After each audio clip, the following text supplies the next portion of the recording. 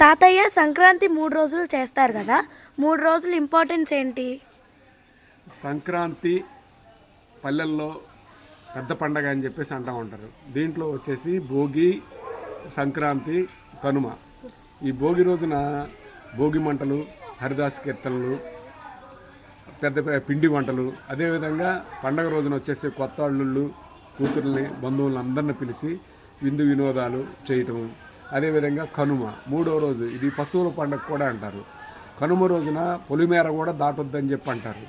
ఎందుకంటే ఇప్పుడున్నటువంటి ఫాస్ట్ యుగంలో అందరూ కూడా ఉద్యోగాలు ఇస్తే సాయంత్రానికి వెళ్ళిపోవాలని, కానీ పూర్వకాలంలో ఏంటంటే ప్రయాణ సాధనాలు అనేది పశువులు మాత్రమే ఉండేవి. అందుకని కనుమ రోజున పశువులకు సెలవిస్తారు కాబట్టి పశువుల పండగ అని కూడా అంటారు. ఈ పశువులను చక్కగా ఉదయం పూట చెరువుకు తీసుకెళ్ళి స్నానాలు చేయించి కొమ్ములకు రంగులేసి గజ్జలు కట్టి ఆనందిస్తారు కనుమ రోజున.